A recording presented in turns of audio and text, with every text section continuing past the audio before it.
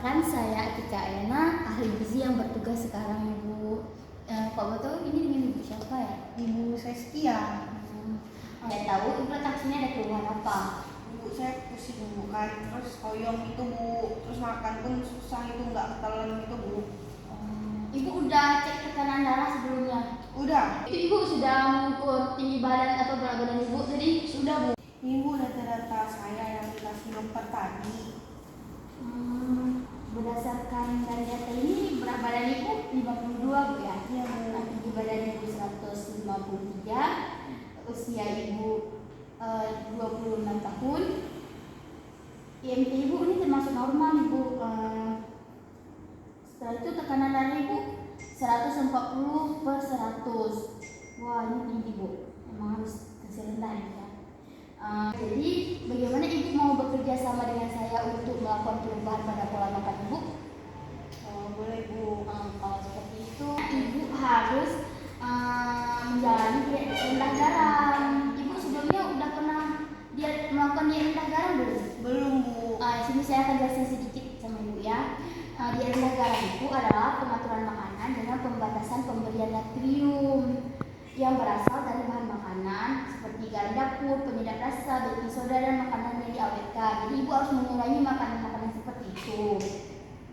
Jadi pada konseling ini kita berdua akan mendiskusikan tentang perubahan pola makan Ibu.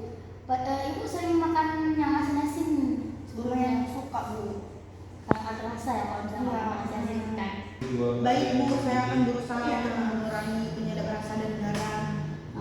Kalau saya lihat dari data ini, Ibu tidak boleh mengonsumsi bahan makan yang tidak dianjurkan. Jadi Ibu harus memilih bahan makan yang dianjurkan, yang mana Ibu sukai, gitu kan Bu. Jadi karena hampir semua bahan makanan yang dianjurkan ini tercantum di leaflet, ini harus mengurangi jumlah takaran garam atau makanan yang diawetkan dengan garam dapur atau makanan kalengan. Jadi Ibu bisa mengonsumsi semua bahan makanan yang Ibu sukai dengan ketentuan sudah saya jelaskan tadi. Selain itu bahan makanan yang tidak dianjurkan untuk Ibu yaitu kayak biskuit, crackers gitu Bu, karena kan asin itu kan. Habis itu roti tawar, kayak sosis, kecap. Setelah itu kayak tauco, terasi itu nggak boleh Ibu ya. Kalau misalnya untuk bahan makan yang sedangkan makanan yang dianjurkan untuk Ibu itu kayak beras ketan, soa, habis itu kacang hijau gitu. Itu baik untuk penderita hipertensi. Oh berarti yang kecap tadi nggak boleh Bu ya? Kalau misalnya saya mau itu Bu, kecap tempe itu Bu, misalnya mau dioseng-oseng gitu Bu, gimana ya? Iya betul Ibu, kecap itu kalau misalnya mau oseng-oseng tempe itu juga nggak perlu pakai kecap sebenarnya. Habis itu kalau misalnya Ibu mau membeli makanan kemasan itu, Ibu juga harus membaca label yang dulu seperti itu Bu. Ibu bisa lihat zat nilai gizinya di situ, berapa energinya, berapa kadar natriumnya itu. Kalau misalnya tinggi, sebaiknya Ibu ganti dengan yang lain. Itu Ibu.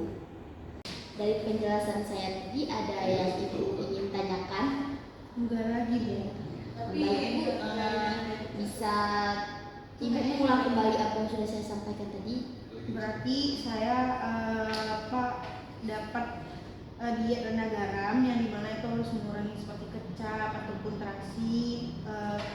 Setelah itu dianjurkan makanan yang tepungan seperti itu Bu. Baik Ibu. Selain ini Bu, untuk leafletnya Ibu bisa simpan, dan di sini juga ada menu untuk membantu Ibu menurunkan hipertensi Ibu. Kalau tidak ada lagi, saya ucapkan terima kasih Ibu sudah datang untuk saya untuk membantu konseling Ibu tentang hipertensi tadi. Terima kasih Bu. Ayo.